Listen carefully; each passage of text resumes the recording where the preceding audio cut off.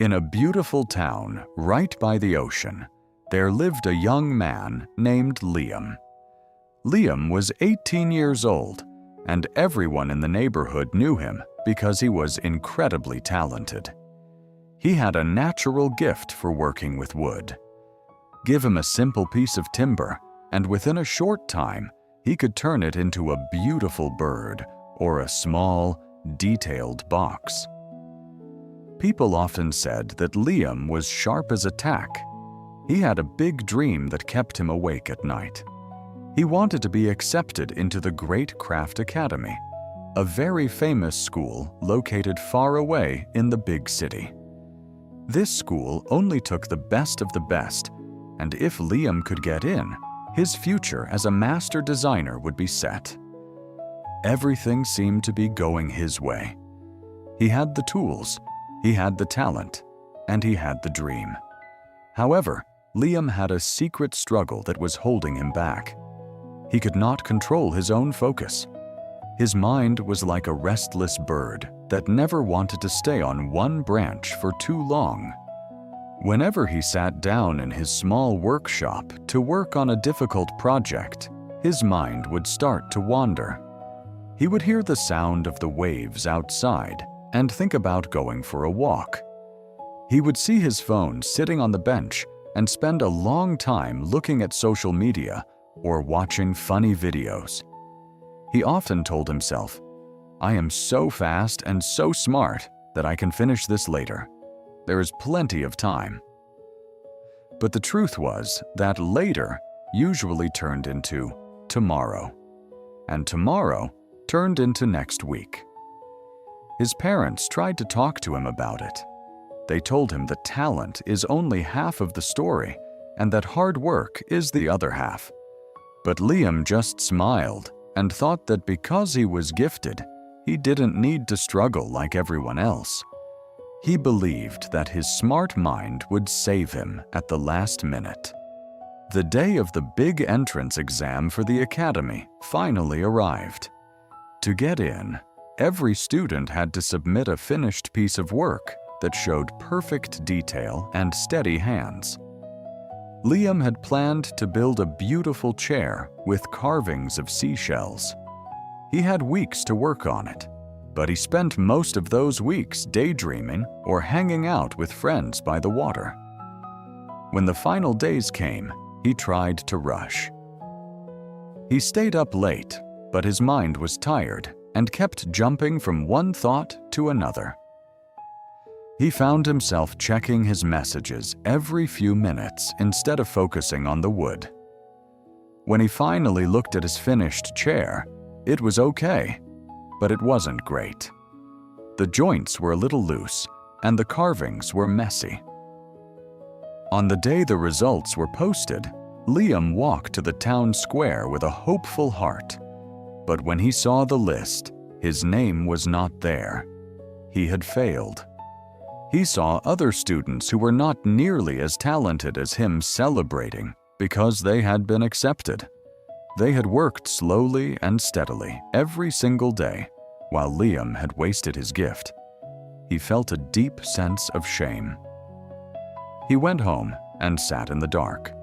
He realized that his problem wasn't a lack of skill, it was a lack of discipline. He knew he had to change, or his dream would die forever. Liam decided he needed help. He had heard stories about an old man named Master Thorn who lived in a small cabin on top of a high hill. Master Thorn was a legendary craftsman, but people said he was also a master of the mind. It was a long walk up that hill, and the air was cold, but Liam didn't care. He found the old man sitting outside, quietly carving a piece of dark wood. Liam walked up to him and said, "Master, I have failed. I am smart and I have talent, but I cannot finish what I start. My mind is my own enemy. It jumps around like a wild animal. Please, show me how to find my focus." Master Thorn didn't look up at first. He just kept carving with perfect, slow movements. Finally, he looked at Liam and said, A sharp saw is useless if the hand that holds it is shaking. If you want to build great things, you must first build a strong mind. Come with me." He led Liam to a nearby clearing where there was a heavy log and a long, thin hand saw. "I want you to cut this log into 10 equal pieces," Thorn said. "But while you do it, I want you to tell me everything you see around you." Liam started sawing. He looked at the birds in the sky, the clouds moving past, and the colorful flowers nearby. Because his eyes were moving everywhere, his saw kept getting stuck in the wood. The lines he cut were crooked and ugly. Master Thorn stopped him. "You're looking at the whole world, Liam. When you look at everything, you see nothing. A true master only sees the point where the blade touches the wood. That is the only thing that exists in that." But it was hard. His mind kept wanting to think about his failure or what he would eat for dinner. Seeing his struggle, Master Thorn sat him down and spoke in a gentle but firm voice. "To change your life, you must follow 4 simple rules of discipline. If you can do these 4 things, you can achieve anything. Rule number 1. Guard your thoughts. The moment you feel your mind leaving your work, you must catch it. Say to yourself, 'I am here now. This is my time to work.' Treat your focus like a precious treasure that you must protect. Rule number 2. Create a rhythm. The sun rises and sets at the same time every day. You must do the same. Pick a time to work and a time to rest.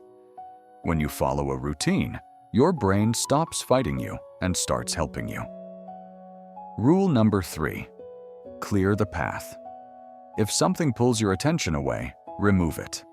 If a bright screen or a loud noise stops you from being great, move away from it. Do not test your willpower when you can simply remove the temptation. And rule number 4, the power of the small. Do not try to be perfect in one day. Just try to be a little better than you were yesterday. Discipline is a muscle. If you lift a heavy weight once, you get tired. If you lift a small weight every day, you get strong. Liam took these words to heart. He didn't go back to his old ways. He moved his workbench to a quiet corner where he couldn't see the ocean waves.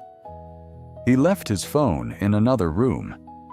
Every morning, when the birds started to sing, he began his work. At first, it was very painful. His mind felt itchy, and he wanted to jump up and do something else every 5 minutes. But every time that happened, he remembered Master Thorn's voice. He would breathe deeply and say, "I am here now." Slowly, the minutes of focus turned into hours. He began to feel a strange kind of peace. He wasn't just working, he was becoming one with the wood. A few months later, there was another opportunity to apply for a scholarship. This time, Liam didn't wait until the last minute. He worked on his project every single day for a small amount of time. He checked every detail. He made sure every line was straight. When the day of the exam came, he was calm. He wasn't relying on a last-minute miracle. He was relying on the discipline he had built. When the results came out, Liam hadn't just passed. He was given a special award for the most perfect craftsmanship the Academy had seen in years. As Liam stood on the stage to receive his award, he didn't feel arrogant or boastful. He felt thankful. He looked at the polished wood of his trophy and remembered the old man on the hill. He realized that the greatest thing he had built wasn't a chair or a box. It was his own character. He understood that talent is a gift we are born with, but discipline is a gift we give to ourselves. From that day on, Liam lived by a simple truth. A focused mind can move mountains, but a scattered mind can be tripped by a tiny stone. He became a great master, not because he was the smartest, but because he was the most disciplined. Life often feels like a crowded room full of loud noises and bright lights trying to steal our attention.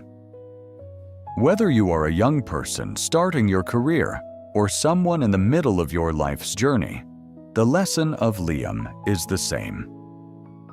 Your potential means nothing if you cannot direct it toward a single goal. Discipline is not a cage that limits your freedom. It is the bridge that carries you from where you are to where you want to be. Start today by choosing one small area of your life to organize. Turn off the distractions, set a simple routine, and be patient with yourself as you grow. If you found value in Liam's journey and want to continue building a stronger, more focused version of yourself, please like and share this story with someone who needs to hear it. Don't forget to subscribe to our channel so you never miss these lessons on life and English learning.